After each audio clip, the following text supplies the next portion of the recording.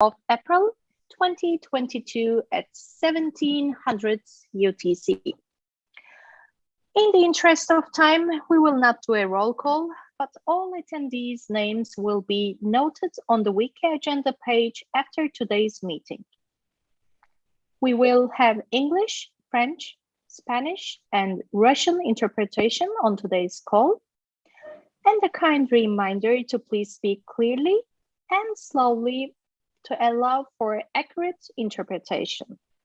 And also to please state your names every time you speak, not only for the transcription purposes, but also to allow the interpreters to identify you on the other language channels. Thank you all very much. And I will now hand the floor over to Sébastien Bacholet, the chair of EURALO. Over to you, Sébastien. Thanks so much. Thank you very much, and thank you very much for all the people attending. I will leave Pari to explain what is the purpose of this roundtable. She prepared everything, and I would like to thank her for that. It's in the role of our EURALO to try to have topics, hot topics, if I can say, and the current situation in our continent, but also the action of other countries in the rest of the world put this split internet into question. And I think it will be good to have this discussion here with nice panelists and with Pari moderating everything. It seems that I made mistake in this slide. Sorry, it was a short time. I put moderator 2 times. I will not be moderated. It will be done by Pari. And I would like to thank you, all the people who came from, who participate from other regions. It's always good to have you. And we will not have another monthly roundtable in May, as we are very short in time before the ICANN meeting in the hopefully face-to-face in The Hague. And we will not do, I guess, something during our North Hemisphere summer and holidays, but we will resume in September, I am sure. And with that, I would like to give the floor, the key of the truck to Pari. And once again, Pari, thank you very much to organizing this call. Thank you. Go ahead, please. Pari speaking. Thank you very much, Sebastian. Hello, everyone, and welcome to EURALO Roundtable. I am delighted to be able to moderate it. Pari, Yes? apologies for interrupting this session. Is it possible to keep your microphone closer to your mouth, please? Sure. Yes. Sure. Thanks so much. Thank you. You're welcome. A splinternet is a timely discussion. The crisis in the Ukraine has brought to fore a passionate debate that went far beyond Ukraine, touching on the role of internet in society, the nature of internet, and the potential for its fragmentation. Ukraine crisis could be seen as a test case. Analyzing it would help us to better understand the nature of issues we face and enable us to prepare for changes ahead as the global order and its institutions reshape. This topic is particularly important to ICANN as it found itself at the center of Ukraine request and its ensuing debate. This topic also is very close to my heart and my work at the Global Technopolitics Forum in shaping the conversation at the intersection of technology and geopolitics. So thank you again, Sebastian, for putting this timely debate forward and offering me opportunity to moderate it. Today, we're fortunate to have 4 highly accomplished individuals. Sebastian was kind enough to provide introductory slides. I appreciate if you show the slides for panelists, which you can see on the screen. Could we please have the slides for our panelists? Yes, this is our first panelist. To save time, I'm not gonna read those, so I appreciate if you go through one by one through panelists. So next slide. And next. And next one. So as you can see, we have highly accomplished individuals, and I am grateful to Sebastian to providing introductory slides for our panelists. I would like to start with setting the context and offering some background, after which we will be engaging in a discussion aimed at unpacking this complex topic, highlighting threats and projecting into the future. We will have a discussion for 50 minutes. After that, we will have a 30 minutes Q&A session that will be followed by 5 minutes for panelists to make their closing remarks. I encourage you to listen to the discussion, either raise your hand or post your question in the chat, and our wonderful support staff will help me to read them in proper order during the Q&A session. Now, I appreciate if you bring my slides now. And I do like, without further ado, I'm really excited to welcome you here. We begin with a look at the Ukraine's unfolding events. Next slide, please. Next slide. As most of you know, on February 28, the Vice Prime Minister of Ukraine sent requests to various internet governance institutions to cut Russia's access to internet. Next slide, please. You can see the list of the required action on the screen, ranging from revoking Russia's top-level domain name to withdrawing the rights to use IPv4 and IPv6 and more. Ukraine authorities further lobbied private sector and governments to take action. What followed was a mix of reactions. Next slide, please. The Internet institution, while sympathized with the Ukraine's struggle, but collectively rejected the request. ICANN President and CEO Goran Marby, in his response to the request, stated, quote, "We take action to ensure that the working of the Internet are not politicized, and we have no sanction levying authority. ICANN has been built to ensure that the internet works, not for its coordination role to be used to stop it from working," unquote. While Andrew Sullivan, president of Internet Society, called the request, quote, "antithesis of how the internet was designed and meant to function," unquote. Overall, internet governance institutions collectively rejected the request while sympathized with the struggle, and they refer to two issues. They refer to the human right and the need to keep the space open in Russia for activism and information, and more importantly, they wanted to avoid a splinternet. Next slide, please.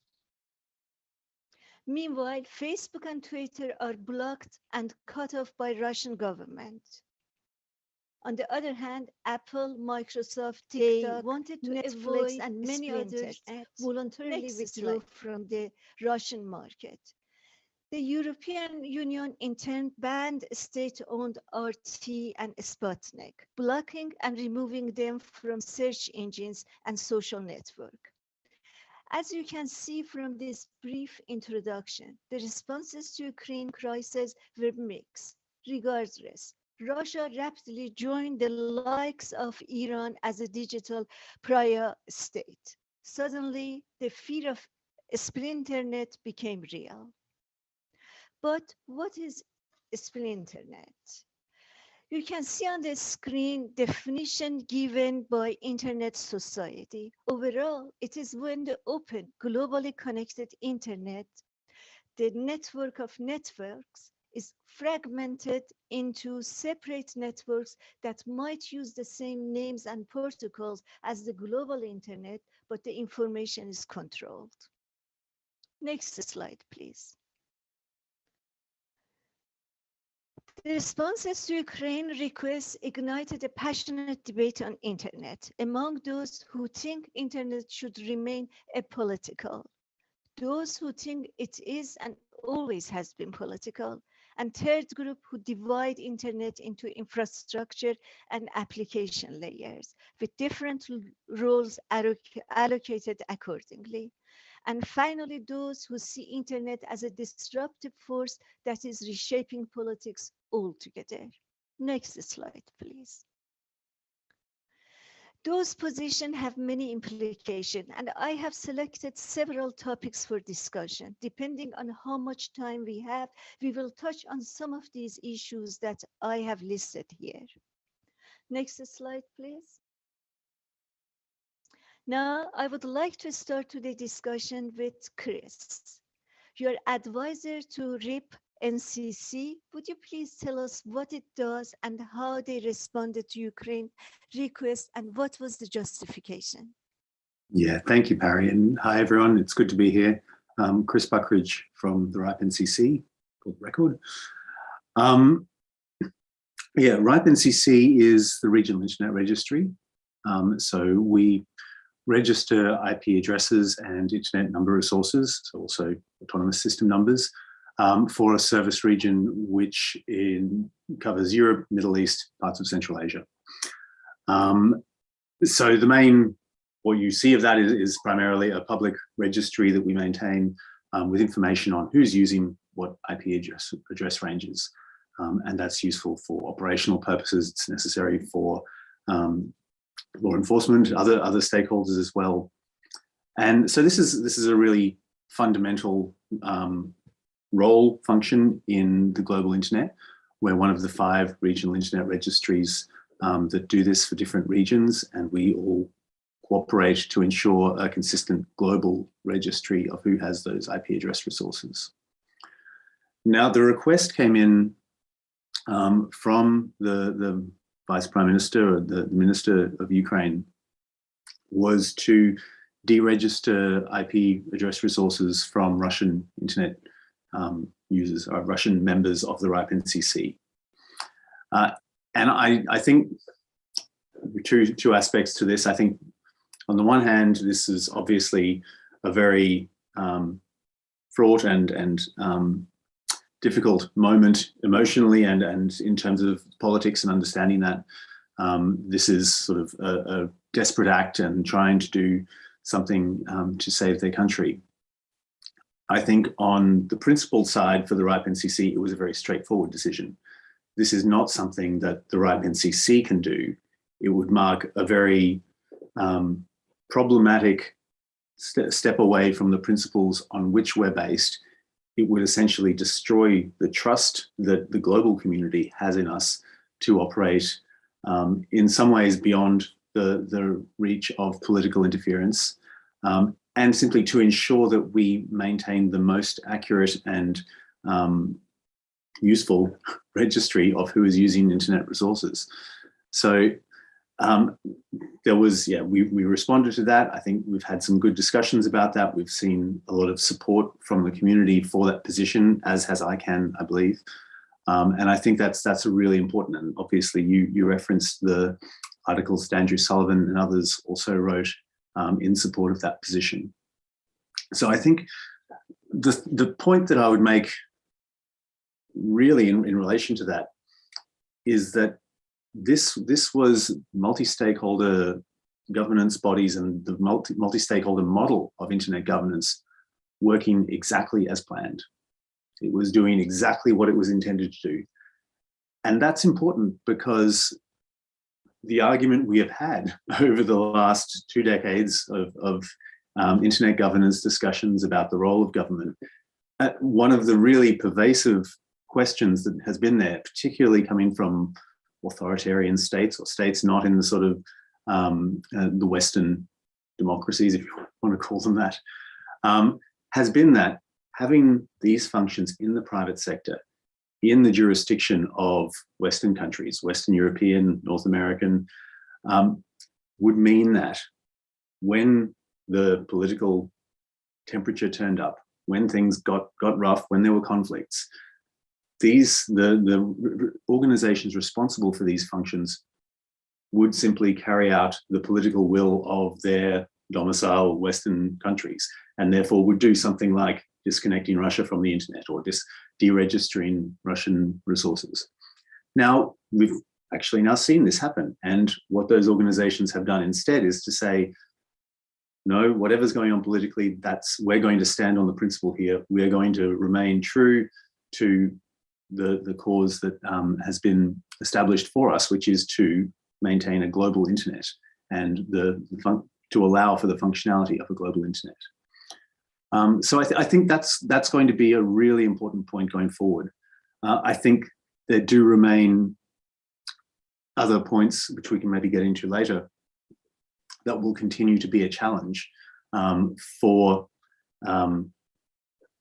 the global cooperation and coordination necessary to maintain a global internet. And yeah, I think this will be a good opportunity to discuss some of those. Thank you very much, Chris. And now I'd like to turn to David. You're a Senior Director, European Government and Regulatory Affairs in the Internet Society. What was the position of Internet Society? How they justified that? And also you have chapters around the world, how that comes into play. Okay, yeah, Pari, thank you for the question, and thank you for inviting the Internet Society to this event. Well, you know, the Internet Society is a global organization that works to defend and promote an internet that should be globally connected, trustworthy, and secure.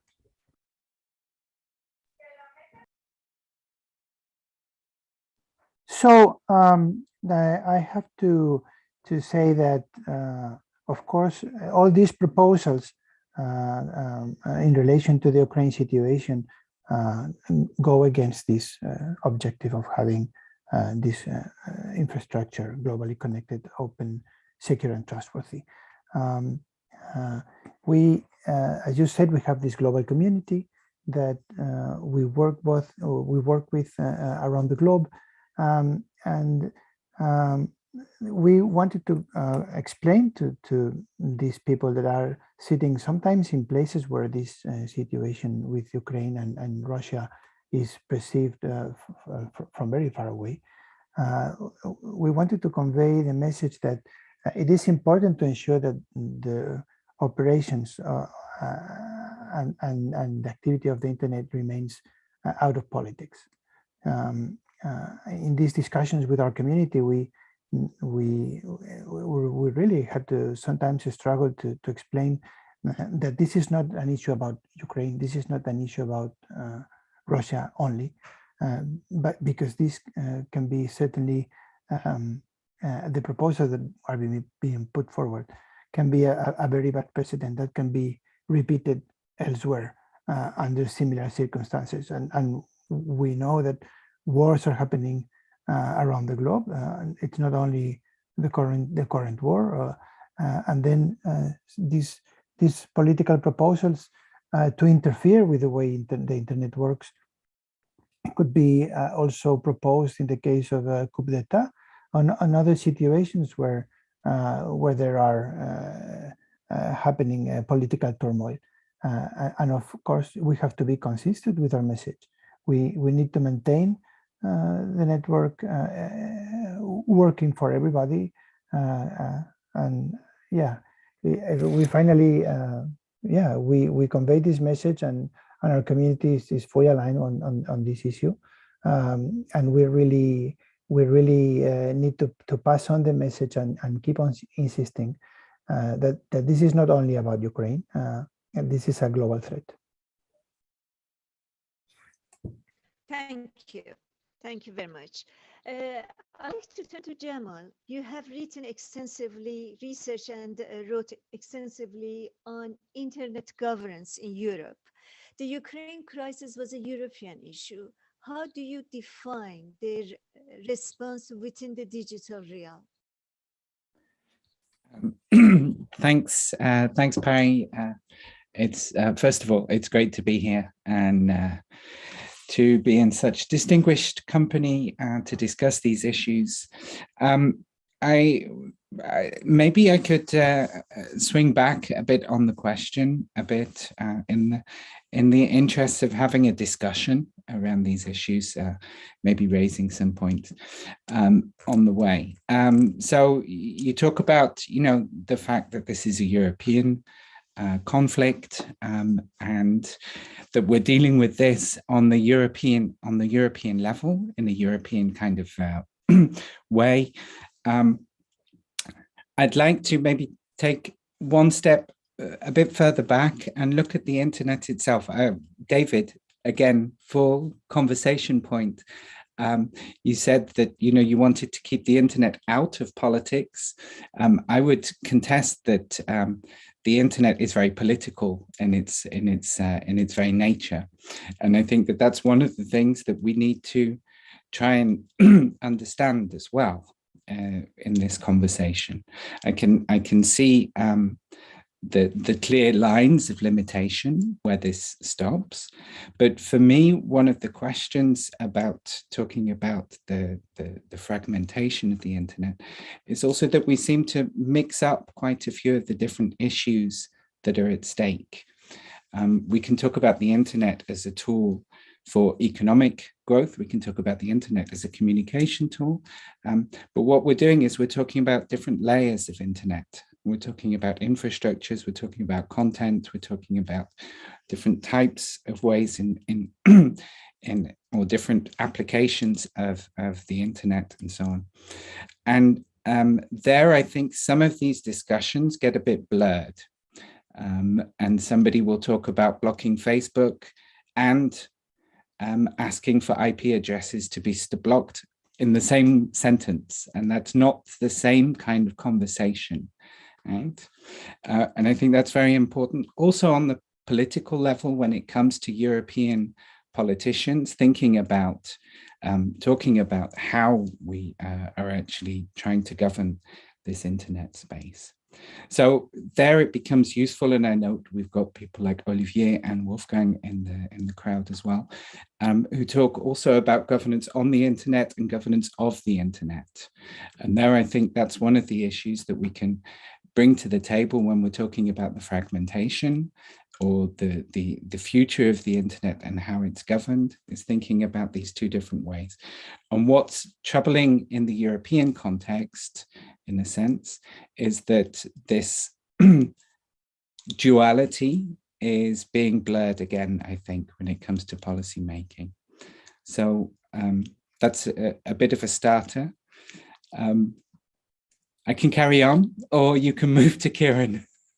Thank you very much. And yes, I think I now move to Kieran. Kieran, your last book with Wendy Hall, titled For Internet, and you warned us about Splinternet. What is your position on this and points made with Jamal and all the conversation we had? Floor is yours. Yeah, great. Thanks very much, Parry. Thanks for inviting me. Great panel. I'm very pleased to be on it. Yes, so I've been thinking about the political philosophy drivers. I mean, I agree with Jamal that it's a fundamentally political activity, the internet. To paraphrase Trotsky, you might not be interested in politics, but politics is interested in you. And what our book does, which I will just briefly advertise for Internets by Wendy Hall and myself, what we do is we look at the history of the internet, and we look at some of the political ideologies that have driven the design and engineering and governance of the internet. And it's quite clear that the internet started off as a piece of engineering designed to facilitate the free flow of information. It was a classic piece of engineering for openness, and David, in his contribution, described that philosophy of openness very, very eloquently. And that was fine while the internet was a small operation run by like-minded people acting in good faith in a reasonably cultural, in a monocultural context.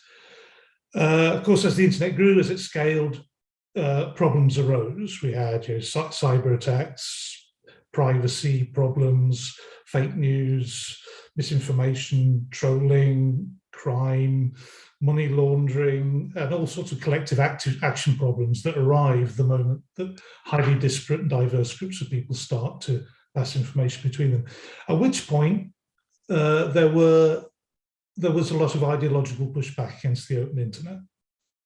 And we highlight three in particular in our book. So the open internet is the first of our internets. The other three types of reaction are, one is a kind of a human rights protective reaction, which is, I think, rather characteristic of Europe.